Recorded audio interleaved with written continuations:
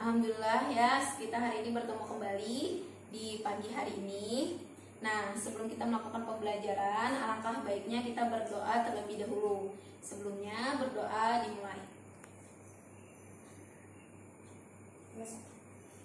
Berdoa selesai ya. Jadi hari ini Ibu akan mengabsen terlebih dahulu ya sebelum kita memulai pembelajaran kita. Yang pertama ada Saskia Sapitri, Ibu. Siti Khadijah, Ibu. Rahma Sahrita. Sakit, Bu. Sakit? Oh, dia sakit. Ya, kita doakan semoga cepat sembuh ya. Bu. Raisan Jaya Sama, Bu, masih sakit. sama masih sakit. Ya, sepertinya hari ini cuacanya memang kurang baik ya. Ya, selanjutnya kita akan memulai pembelajaran kita saja. Marilah kita membaca basmalah terlebih dahulu. Bismillahirrahmanirrahim. Nah, jadi tujuan dari pembelajaran kita hari ini, ada yang tahu? Pembelajaran kita hari ini apa? Tentang khilafah, Bu. Ya, tentang khilafah atau pemerintahan dalam Islam. Jadi tujuan pembelajaran kita hari ini adalah memahami penjelasan mengenai khilafah, terus juga ada mengetahui ketentuan Islam mengenai khilafah atau pemerintahan dalam Islam, dan juga membiasakan perilaku jujur, disiplin, dan juga bertanggung jawab dari pembelajaran kita pada hari ini, yaitu khilafah. Nah, sebelum kita memasuki pembelajaran kita, Ibu pengen tahu nih, ada yang sudah mengetahui sebelumnya pembelajaran tentang khilafah ini? Tidak, Bu. Oh, belum. Nah, alangkah baiknya Ibu akan memberikan kalian menyimak video yang akan Ibu sampaikan. Di sini Bu ada video dan juga kalian bisa membaca dari buku kalian. Ya, langsung saja ya kita tonton videonya sama-sama.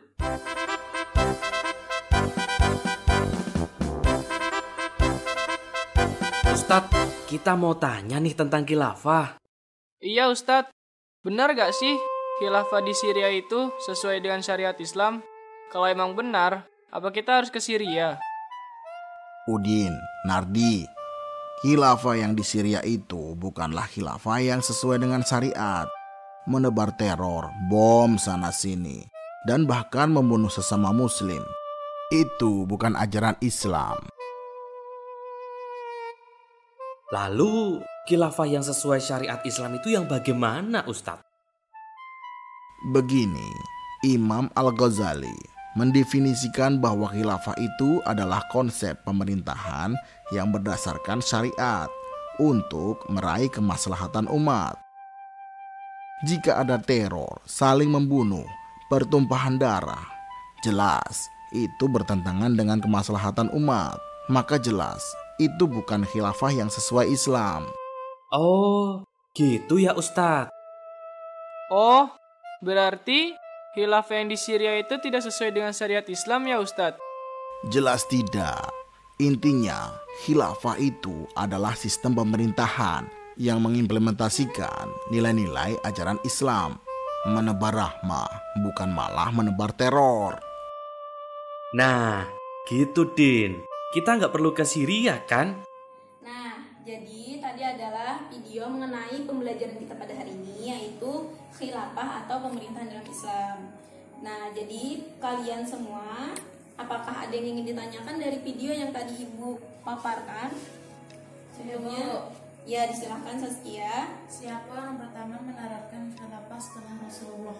Oh ya, bagus sekali ya pertanyaannya. Jadi orang yang pertama menerapkan sistem khilafah pada zaman Rasulullah itu adalah Rasulullah sendiri ya. Dengan setelah wafatnya Rasulullah, maka sistem khilafah ini turun kepada sahabat Nabi. Yang pertama itu adalah Abu Bakar As-Siddiq, atau masa periode awal dari Khulafaur Rasyidin, yang mana Khulafaur Rasyidin ini adalah generasi pertama dari yang setelah Nabi. Beliau yang menerapkan sistem kekhalifahan ini. Setelah Abu Bakar As-Siddiq, berkelanjutan lagi ke bawah seperti Utsman bin Affan, Ali bin Abi Thalib, Umar bin Khattab. Nah, itu sampai turun ke generasi selanjutnya. Nah, setelah Saskia tadi, apakah ada yang ingin ditanyakan? Tidak ada, Bu. Nah, jika tidak ada, kita langsung masuk ke pembelajaran kita ya. Jadi yang tadi itu adalah pemanasan. sebelum kita memasuki pembelajaran kita. Nah, jadi di sini Ibu akan menjelaskan mengenai khilafah. Apa itu khilafah, pengertian khilafah, syarat-syarat khilafah. Juga ada majelis syuro, ada ahlul halil wal aqdi, juga konsep dari khilafah. Hikmah-hikmahnya juga akan Ibu jelaskan. Jadi kalian silakan memperhatikan dari penjelasan Ibu. Jika nanti yang mana ada yang tidak dimengerti, silahkan ditanyakan. Sebelumnya Ibu akan melihatkan kepada kalian mengenai pengertian khilafah pada slide yang akan Ibu tampilkan. Jadi silahkan disimak baik-baik ya penjelasan dari Ibu maupun yang tertera di dalam slide PowerPoint yang sudah Ibu sediakan. Khilafah atau pemerintahan dalam Islam. Pengertian dan hukum khilafah. Khilafah berasal dari kata bahasa Arab yakni khalafa yakhlifu khilafatan yang artinya menggantikan. Khilafah berarti struktur pemerintahan yang sistem pelaksanaannya diatur berdasarkan syariat Islam. Khilafah juga dapat disebut sebagai imamah atau imarah. Pemegang kekuasaan khilafah ini disebut juga dengan khalifah. Pemegang kekuasaan imamah disebut imam dan pemegang kekuasaan imarah disebut amir. Berdasarkan pendapat yang diikuti mayoritas umat Islam, hukum mendirikan khilafah itu ialah fardu kifayah dengan beberapa alasan seperti ijma sahabat demi menyempurnakan kewajiban dan memenuhi janji Allah. Dasar kekhilafah. Dasar kekhilafah yaitu ada dasar kejujuran, keikhlasan, tanggung jawab. Yang kedua ada dasar keadilan, yang ketiga ada dasar tauhid, dan yang keempat ada dasar kedaulatan rakyat. Yang kedua juga yang selanjutnya ada syarat khilafah. Nah, syarat khilafah ini yang pertama adalah berpengetahuan luas, yaitu dalam artian yang sebenarnya tidak cukup hanya memiliki latar belakang pendidikan akademik tinggi, karena ia akan melaksanakan atau menerapkan hukum Allah dan berbagai peraturannya. Yang kedua ada adil dalam artian luas. Seperti apa ini? Yaitu menjalankan segala kewajiban dan menjauhi larangan serta menjaga kehormatan dirinya. Karena khalifah juga wajib mengawasi segala hukum dan peraturan yang dijalankan oleh para wakil dan bawahannya. Yang ketiga ada kifayah atau kompeten.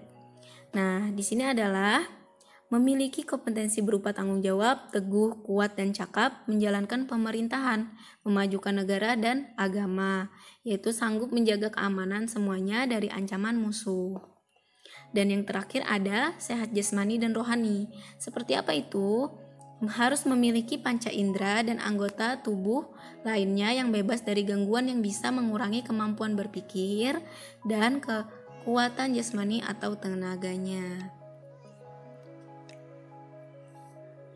Majelis syuro dan ahlul halil wal aqdi. Majelis syuro secara bahasa berarti tempat musyawarah, sedangkan menurut istilah ialah lembaga permusyawaratan rakyat atau dengan pengertian badan yang ditugasi untuk memperjuangkan kepentingan rakyat melalui musyawarah. Ada ahlul halil wal aqdi, ialah anggota majelis syuro sebagai wakil-wakil rakyat atau sekelompok orang yang melakukan musyawarah untuk memutuskan masalah yang terkait dengan kepentingan masyarakat. Apa hikmah khilafah? Hikmah khilafah yang dapat diambil dari pemerintahan yang ditegakkan sesuai dengan peraturan. Jika sesuatu negara bisa menegakkan pelaksanaan pemerintahannya, aturan yang telah disahkan oleh sebuah negara, maka cita-cita untuk membentuk negara baldatun thayyibatun wa rabbun ghafur akan terwujud atau negara yang baik. Dengan memahami khilafah dapat memiliki sikap arif dan bijaksana dalam berucap dan berperilaku dan memiliki sikap adil dan toleran terhadap sesama.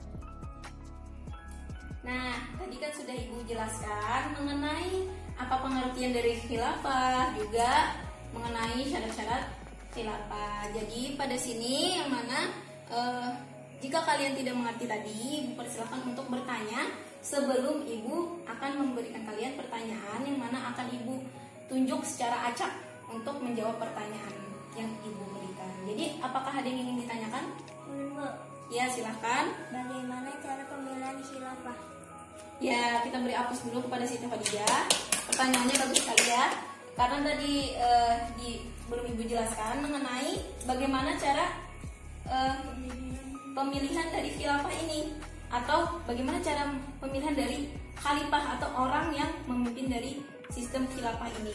Jadi pemilihannya itu yang pertama ada pemilihan langsung atau pemilihan langsung oleh umat Islam.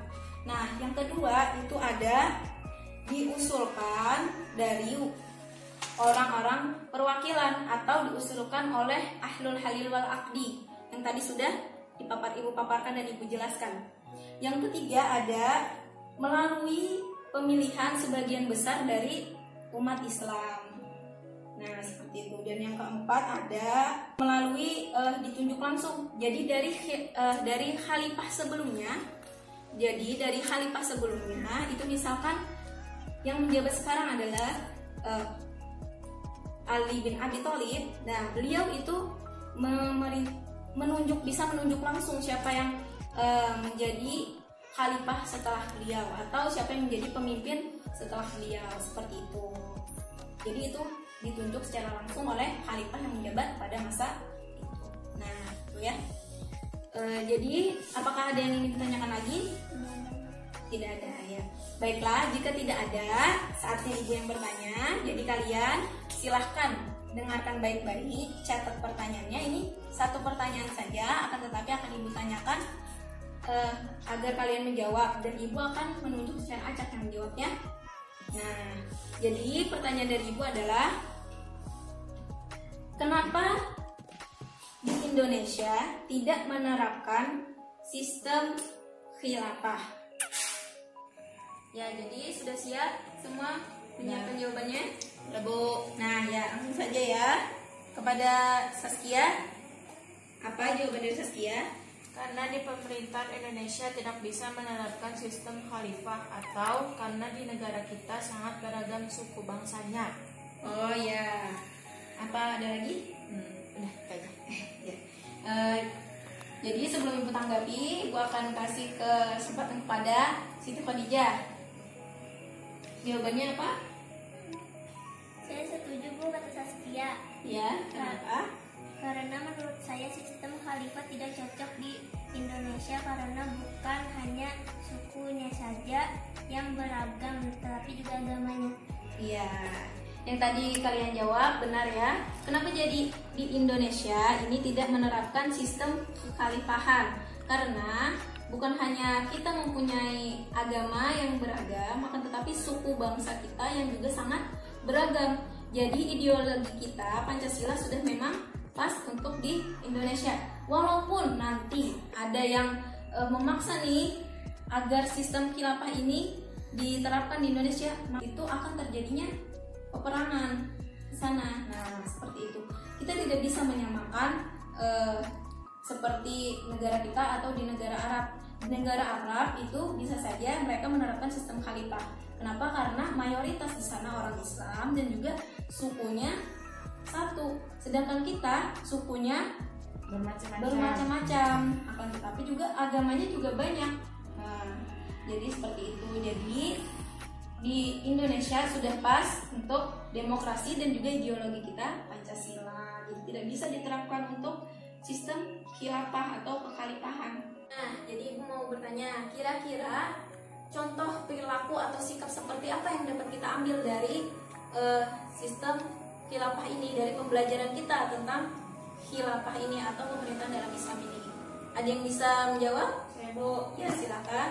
Kita dapat memiliki sikap arif dan bijaksana dalam berucap dan berperilaku, dan memiliki sikap adil dan toleran terhadap sesama. Ya, benar ya. Kita dapat menjadikan sikap arif, bijaksana, juga toleran kepada sesama. Nah, jadi alhamdulillah ya, untuk pembelajaran kita hari ini mungkin cukup sampai di sini saja. Semoga kalian paham dengan pembelajaran kita. Jadi Ibu ada tugas untuk kalian. Silahkan buka bukunya. Tugasnya di situ ada nomor 1 sampai 5, dikerjakan di rumah masing-masing. Nah, jadi kesimpulan pembelajaran kita pada hari ini apa? Ya, kesimpulan pembelajaran kita hari ini adalah khilafah adalah struktur pemerintahan yang sistem pelaksanaannya diatur berdasarkan syariat Islam dengan syarat khilafah, yakni berpengetahuan luas, adil dalam artian luas, khilafiyah atau kompeten atau kifayah, dan juga sehat jasmani dan rohani. Nah, juga ada majelis syura, ialah tempat bermusyawarah atau lembaga permusyawaratan. Nah, sedangkan ahlul halil wal aqdi adalah orang-orang atau perwakilan di dalamnya, orang-orang yang bermusyawarah. Itu adalah ahlul halil wal aqdi.